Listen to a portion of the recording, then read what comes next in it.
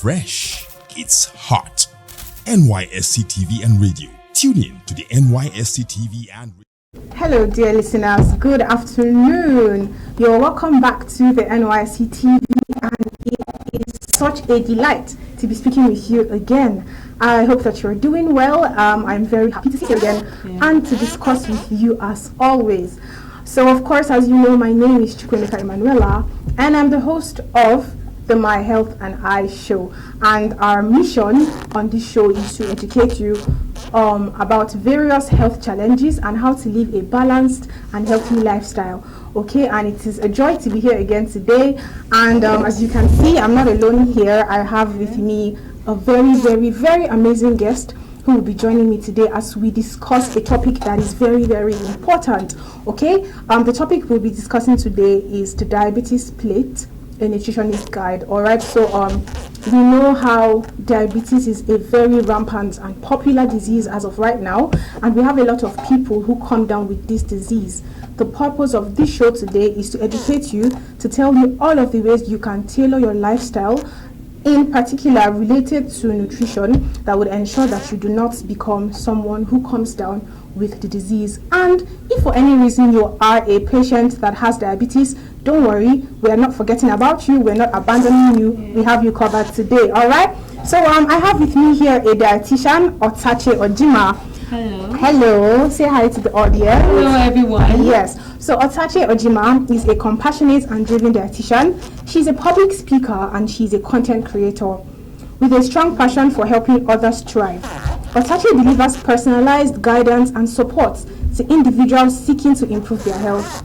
Her areas of expertise include weight loss, metabolic diseases, and NCDs. Otache's mission is to provide expert knowledge to empower individuals with confidence and inspire positive changes that promote overall health and well-being. This is a very loaded, we have a very loaded dietitian here today. So you're welcome, Ojima. We're very, very glad to have you here today.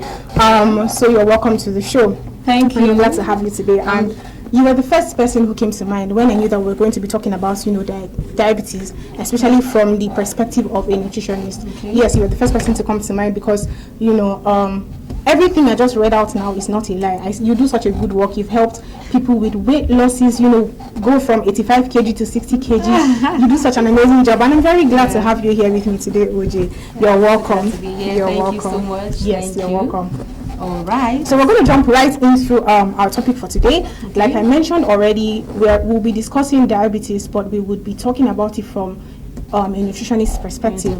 All right. Okay. So to start off very, very simple from the very beginning, I'd ask you the question that everybody would have to ask: what is diabetes, and how does it affect the body? When we hear diabetes, it is really common these days, but what exactly is diabetes, and why is it such a bad thing? What does it do to our body that makes it very, very bad? Okay, this is a very important question. What is diabetes? Yes. Diabetes is a non-communicable disease. The disease that is associated with high sugar level. This is the institution whereby the body cannot produce enough insulin to regulate the sugar level in the body. Okay. And diabetes, I wouldn't say it's a death sentence. No, it's not a death sentence. It also is, if it can be managed well, then any diabetic person can live a healthy and happy life. So now, what causes this diabetes? Most times, we have the pancreas that produces this insulin. When the pancreas can't produce enough insulin to regulate the blood sugar, not sensory sugar, please, but mostly each food we eat, most of the carbs we eat have this sugar, which is good for the body. Yes. But when it is in excess, it becomes a problem. And I think we are all familiar with just type 2 diabetes. We have the type 1, the type 2, and the gestational diabetes. Amazing. This is very, very crucial because it happens in pregnant women. I'm not saying it happens to everyone, every pregnant woman, but then it happens in pregnant women. And if it's not well managed, that mother can come down with type 2 diabetes or the child type 1 diabetes, and we wouldn't want that. Yes. So pregnant mothers, please go for antenatal checkups. It's very important for your health. Yes. Thank you so much for that very, very concise and educative introduction. So we already have established what diabetes is. Okay, so diabetes is a condition that is, number one, not communicable. Okay, so if your partner or your brother or your sister is a patient of diabetes, it doesn't mean that you can would. communicate it from them. Exactly. Although I know that there is a place for hereditary. Yes, there's a role that diabetes can play in hereditary. That's because an autoimmune disease. Yes, so in the type 1, right? Exactly. Yes. Yes, so we've learned what diabetes is. It is when your body cannot break down glucose, which is also known as sugar, and it begins to be stored in the body. Okay, and OJ has told us, dietitian OJ has told us that we have different types of diabetes. It's not just the type 2, which is the most popular one. We have the type 1 diabetes, and we also have the gestational diabetes, which is particular for pregnant women. Okay, so this is a wake-up call if you're a pregnant woman watching this. Or if you have a pregnant wife or a pregnant sister, encourage them to go to the hospital to get their blood sugar levels checked, so that we know if they are at risk, because gestational diabetes, while it can pass after delivery, sometimes it might turn into type 2 diabetes. And then it doesn't only affect the mother, it also affects the baby. So yes, very important. Thank you very much, dietitian OJ, for that. Now that we know what diabetes is, what are some pointers as people listening to us might not all be healthcare professionals, they might just be, normal individuals. So what are some symptoms that can point them to say, oh, I need to go to the hospital to get checked. It seems as though my sugar level is high. So what are some symptoms that you can share with us? When you get to the hospital, most of the people, they could come down with what we call frequent urination, usually at night. Okay. You get, and then most times frequent tests too. So you're very thirsty all the time. I like drinking water. Does it mean every time I want to drink water? No. If you like drinking water, probably the weather is hot. Okay. But if you see that you are on, like you're always drinking water, just like that, and always peeing at night, polyneuropia and the rest, it becomes a very big problem. So that's the sign. That's the sign. So you just have to go check yourself. And then most times, this affects those who are obese. Wow. Like this, obesity is like a tree. You get that has its roots and everything, and it grows into branches. Oh wow. Diabetes, hypertension, different things, and the rest. So most people that have, not everyone, but most people who are really on the big side could be at risk.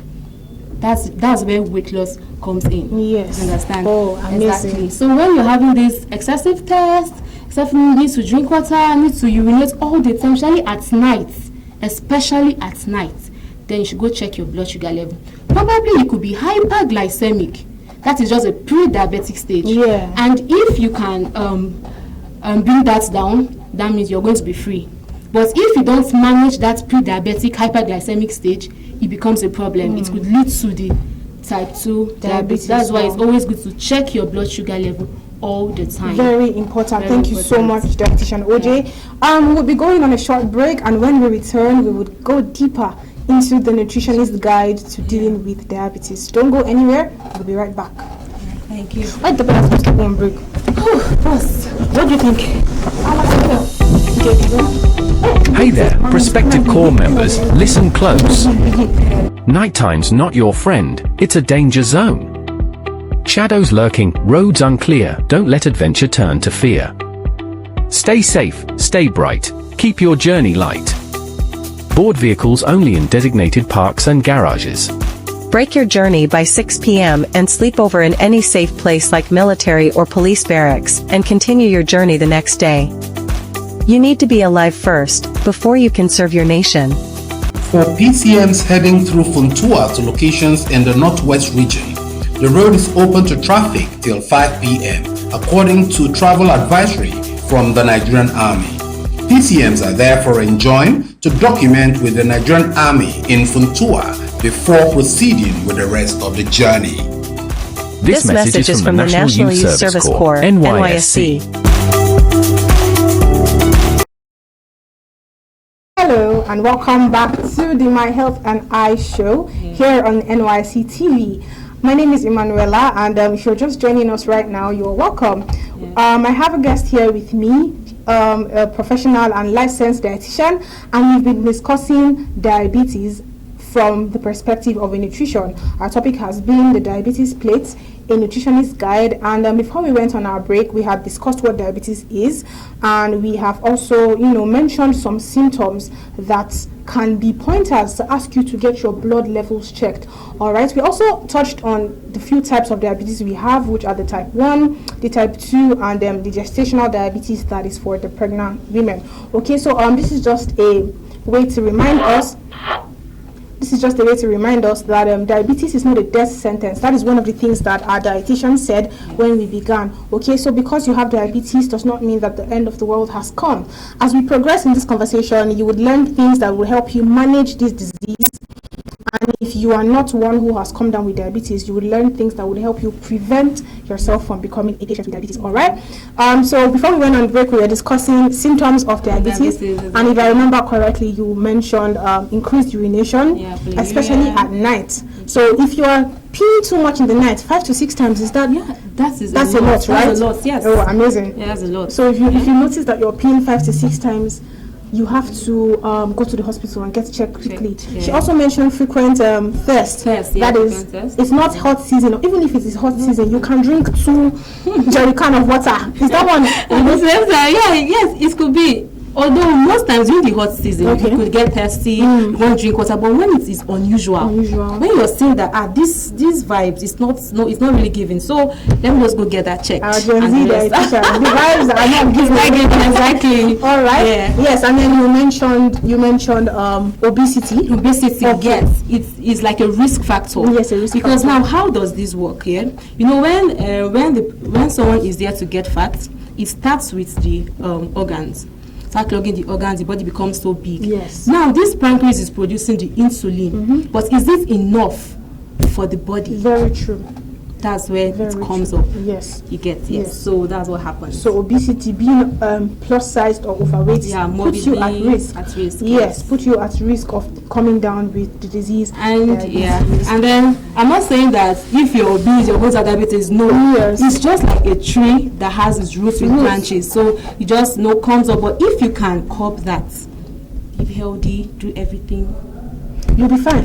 You'll be fine. So this is very, very important. We mentioned frequently how our health is like the most important aspect of our lives. If one thing goes wrong with your health, it's only a matter of time, before other aspects of your life start to decline. And then the funny thing is, your body is, I would like to borrow your terminology and say your body is a tree. Okay, so sometimes you find out that someone who has a kidney disease, if not detected on time, can come down with a liver disease as well. Yes. The body is connected like that. Exactly. Yes. And diabetes is, while it is not a death sentence like our dietitian said, it is a silent killer. It kills people very quickly. But don't worry, we're not here to drop sentences. Exactly. We're not judges, we're not sentencing you to death. We're here to help you. Exactly. So we'll move on, and I'll ask you, since we're discussing diabetes from a nutritionist perspective today, how does nutrition play a role in managing diabetes? Now, let's say that there are people listening to us who may not have diabetes, but maybe their dad does, or their older brother does. Yes. So how can they help their family members manage this in the aspect of nutrition? Yes. Okay. Before I begin, I have one slogan: let your food be your medicine, and your medicine your food. Amazing. A healthy lifestyle starts from your plate, and that is where nutrition plays a huge role. If you are living a funny and crazy lifestyle, you could come down with some certain kind of diseases, not necessarily diabetes. You get. Now, nutrition is very, very important in managing someone's lifestyle. For example, we switch from having a balanced diet to having an adequate diet. Okay.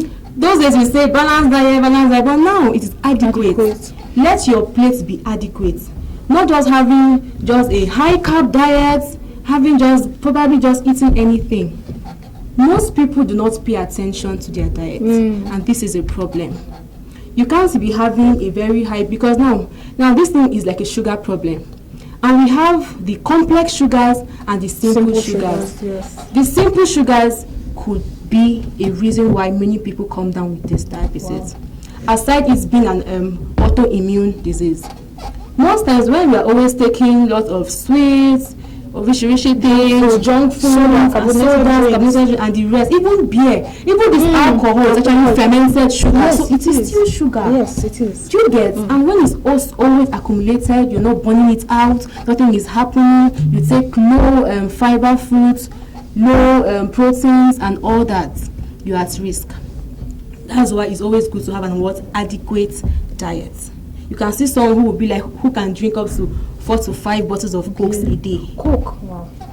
Being that, oh, I'm so addicted to this, and this is the issue. The most addictive thing we could ever imagine is what? Sugar. Sugar, yeah. Because yes, you're going to argue with me, but no, this is it. When you're just craving things, oh, I'm craving biscuits, I'm craving this, I'm craving that. Pizza. What's that? Sugar Addiction. Yes. So now, if you can have a healthy lifestyle, live a healthy lifestyle from your plate, it's going to go to the gym, it's going to be physical exercise and the rest, but then let your diet be 70% of that, and you're going to be just fine. There are people who be like, oh, it's hereditary.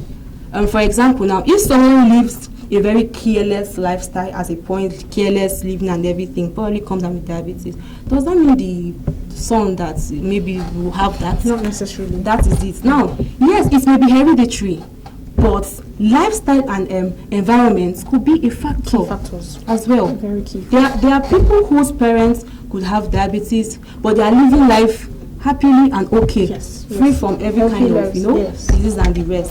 That's why a proper menu plan, a proper meal is very important. And to those who have this diabetes, we keep saying that it's not as if you should only stick to beans and plantain, because those days, everyone does not be like, if you're diabetes, eat beans and plantain. Nah, even the beans is actually carb. Yes, beans is a carbohydrate. The beans is a carbohydrate. Beans both a carbohydrate and protein. Let's digress a little. Exactly. It's just a carbohydrate. Which one? He has carbohydrate, he has protein, but the carbs is more. So if you learned in home economics, exactly, that this is a protein. Now you are learning beans is more a carbohydrate than a protein. Let's return to what you were discussing. Okay. Yes. So now that we've learned that our food is our medicine, right? And our medicine should be our food. Yes. What are the food choices? What are healthy meal options that people that have diabetes, and I'm hoping people who do not have diabetes can also learn from this. What are some healthy food choices that you can encourage them to eat? How do we portion control? Because we hear things like portion control. If you are trying to go on a weight loss journey, we hear people say portion control. Yeah. How do we control the portion? What amount of food is too much to be eating? What kind of food is a no-no, and what kind of food can we say, okay, we can eat this but not all the time? Okay, now this thing is called garbage in, garbage out. What you take in is what to be manifested. Yes. Portion control is very, very important. But now let me just take you back to those days of 6 classes of food. We have 6 classes of food. We have the carbohydrate, the protein, the fat, the vitamins, the minerals, and the water. That's what makes up your adequate diet. Yes. And in that 6 classes of food, we have the 3 macronutrients. We have the fats and oil, which is very good. That's the good fats, HDL. We have the proteins, and we have the carbohydrates. Carbohydrate is also good. The complex carbs. Now, if you have them, probably you have more, maybe in a plate now. Probably you just want to eat rice and everything. Now, if you have your plate of rice with meat there, chicken, and then salad without much cream on the rest, and then just your stew, that can lead up to a good plate. Because you have your rice is carbohydrate. Of course. Your chicken is your protein, your fiber, your vegetables, your exactly. Then the salt in it, your minerals, and have your glass of water. That makes a adequate plate. Wow. Exactly. And then there is this thing about people having to eat wheat. They're like, if you're diabetic, eat wheat. Yes. It's a problem. Because wheat has a high glycemic index. Okay. So that is a myth. We are going to get there. So that is a myth. Wow. All right. Let's continue. So now that is so now it's always good for you to have a very good plate. So now look at your plate. Yes. Is it good? Are you always craving all these shawarma, pizza, this one, that one? They are coming for Ask yourself that question. All right, okay. Very, very important. Thank you so much. Thank you so much for the portion. So I'd like you to maybe demonstrate for us what size of plates, like the size of my fist, is that an adequate plate? Can we eat an adequate diet on a big plate? People like us that can throw 3 wraps of fufu, is that and if we eat it with soup has vegetables, and eat with chicken that has protein, is that an adequate plate, or is it too much? This is where portion control comes in. All right. I wouldn't say you should eat half wrap of fufu, because we have different capacities and all that. But then when you are satisfied, that is fine. And then this whole thing of people eating anyhow, our food actually sectioned into different, probably the breakfast, the lunch, and the dinner. You eat breakfast as a king. That's going to help you to work hard, to make you to work hard and everything. And you eat like a lunch as an ordinary person, and then dinner as a pauper. Good. Why do we say dinner as a pauper? Because we wouldn't want you to load your stomach with so much things before going to bed. Because the whole body will just send you down to the adipose tissue, which is going to lead to just fat, and the rest. Because you're not exerting the energy when you're sleeping. Exactly. And so it's stored glucose, and which is really a problem. Yes. So now portion control is very, very important.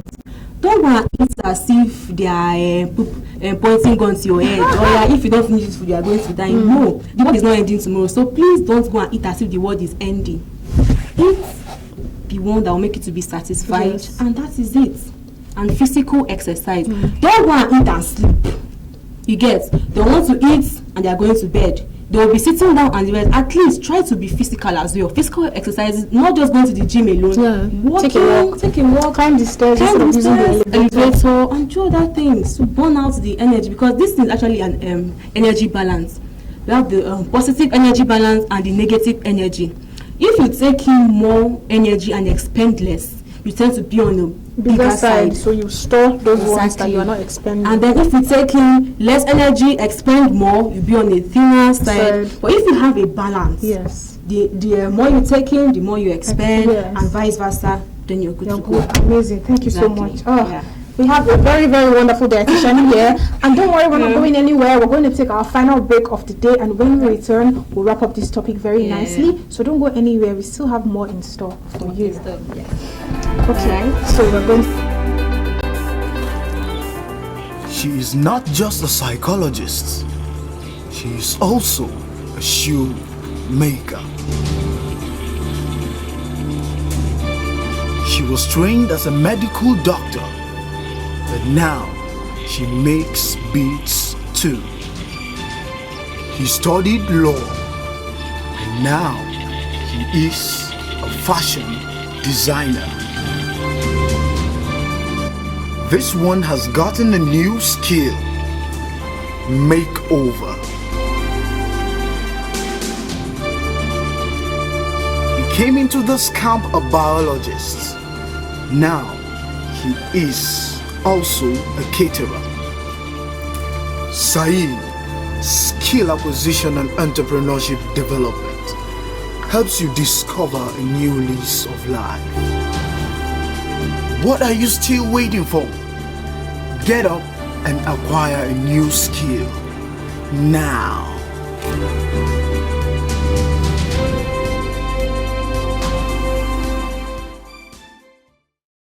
Hello and welcome back to the NYSC TV station. My name remains Emanuela and I am the host of the My Health and I show.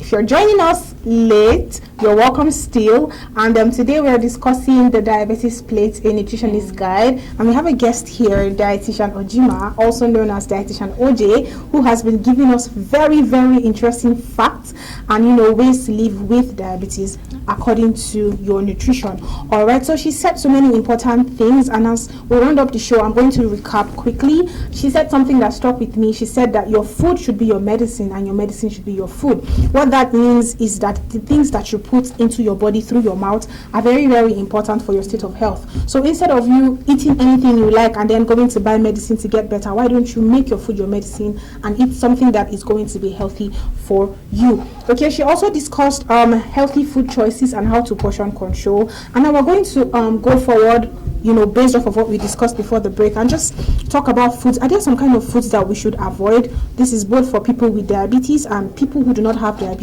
Are there some foods that are bad? Are there foods that are better?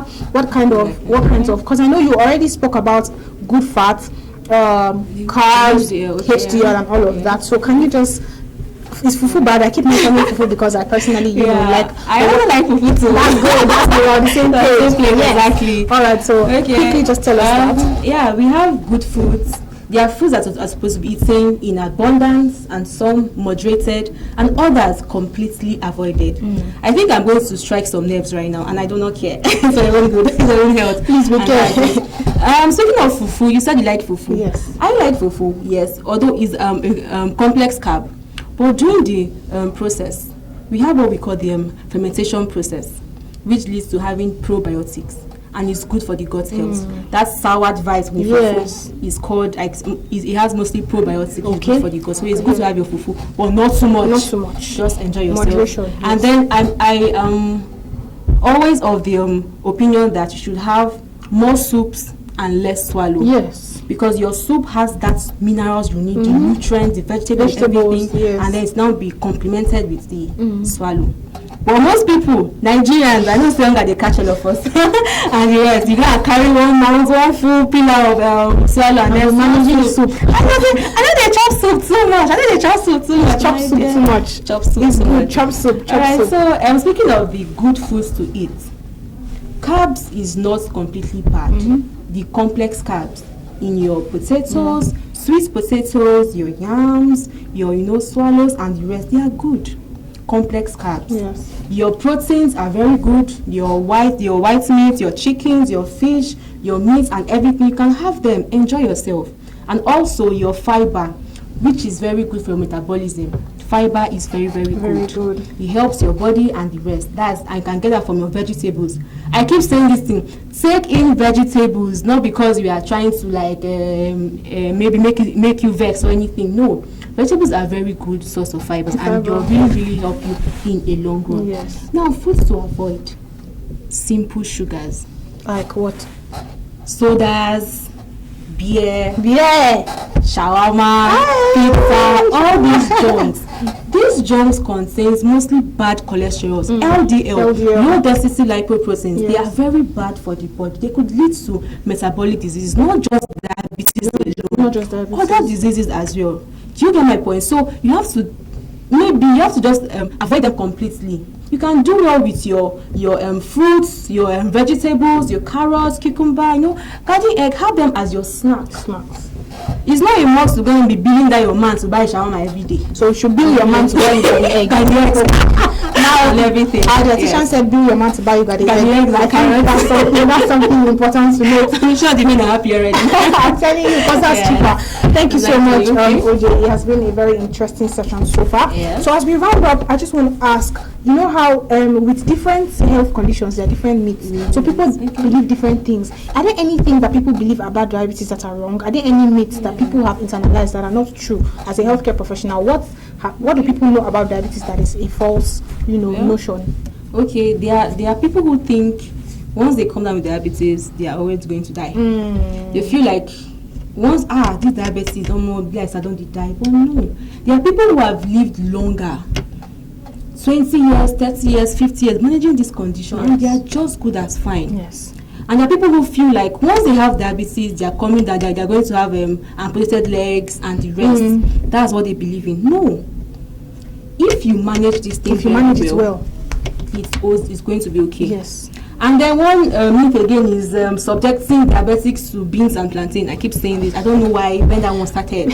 Or ripe plantain and beans. Yes. They are good food. In fact, even the plantain is also a starchy food. Yes, it is. It's a complex carb, yes.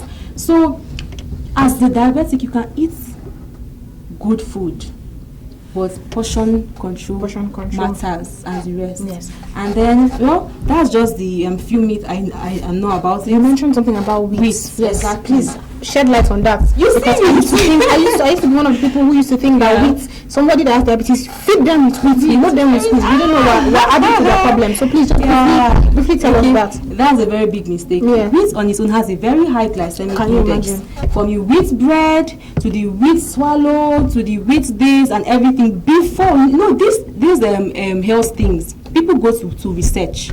You get maybe someone could say something today and tomorrow is saying something else because of these researches. So if you're actually taking wheat because you feel like it's good for the body and everything, please ditch it completely. Let wheat be. You can actually switch to oatmeal. Oatmeal is preferable to wheat. So have your oatmeal, your Quaker oats and oil and the rest. And if you think because you're a diabetic and can't drink tea, I suggest you take cocoa powder.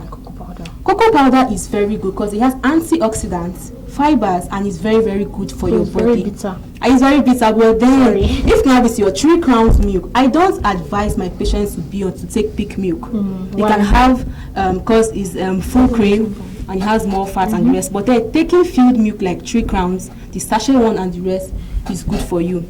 So stick to that. Thank you very much for this meet. Now we know if you know somebody who has diabetes or you yourself have diabetes, it's not a death sentence. You can live with the disease and manage it, but the onus is on you. The burden rests on your shoulder to make sure that you have a very extended quality of life by managing the disease properly.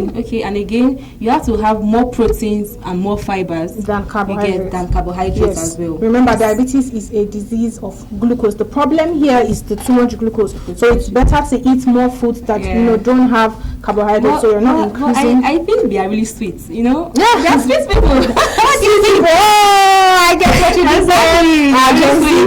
The dietitian said you are sweet, and I agree, but very sweet. But sometimes you have to, tone down the sweetness. All right. So our final question for the day: what can our viewers do to take total control of managing their diabetes? What steps can they take to say, you know what, I'm going to make sure that I live another 20 plus years. I will make sure that I don't have a foot injury that will make them amputate me. So what do you think they can do? Some actionable steps they can take to make sure they are managing this condition properly. And also as a bonus question, you can then tell those of us who do not have diabetes what we can do to make sure we stay that way till our old age. Exactly. Yes, so let's go. So if you're a diabetic, the first thing is having a positive mindset. Good. That positive mindset is really going to help you not to go through as the day goes by. And then, as I said earlier on, let your medicine be your what? Food, and your food your medicine. Yes. Yes, you could be on insulin tablets and the rest. Do not skip it. But then you also have to make sure your meals are adequate, have more proteins, fibers, and just a little carbs, and you're going to live life. Also, physical activities. Exercising. Don't say, I'm not feeling fine, let me go and rest and sit down. No. You can go on brisk walk, you can go to the gym, you can just lift things and just be happy. Have a positive mindset and eat well. Yes. You get? And if you have a dietitian to help you, follow your dietitian's guide. It may be hard, yes, we know, but then it's for your own health. And then you'll see how you will live long, healthy, without complications. Because those that have complications don't manage this thing properly. Yeah. Then they'll come down with the foot ulcer, the hypertension, kidney problems, and lots of diseases, whereby everyone will get confused on which one to treat. And then these drugs, as it's treating one problem, is creating another. Yes. So if you live a healthy lifestyle with a positive mindset, most definitely, I've had patients who have had this diabetes for like 20 years and they are still happy, healthy, moving all and better. And so those who do not have diabetes, don't be scared. Don't be scared. Don't be scared. Have this same positive mindset and eat well. Lead a healthy life. Yes. See all these jaye, all these things. Not always the best. It's not the best. Very, very important. Don't use today's enjoyments to cause problems for tomorrow. Yes, of course. Thank you very much, Dietitian Ojima. It was such a delight to have you here. We've learned so much, and if there's anything you take away from this show today, it is that your medicine should be your food and your food should be your medicine. Okay, and of course, if for any reason you have already come down with diabetes, hey, that's not the end of the world. The ball is in your court, and you should do the most you can do to make sure that your mindset is positive and that you're eating healthy. Okay, diabetes is not a death sentence and you should not make it so. And for those of us watching who do not have diabetes and are not praying to, make sure that you start today to eat properly, start today to portion control, start today to have an adequate diet. Okay, it's no longer a balanced diet now, it is an adequate diet. All right, thank you so much for staying with us today. Thank you, Dietitian OJ, for coming here today. We are very, very grateful. We've learned so much from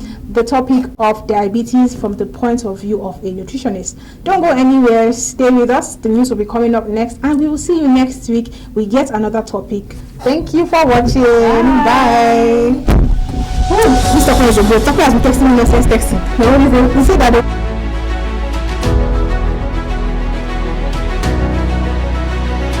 It's new, it's fresh, it's hot.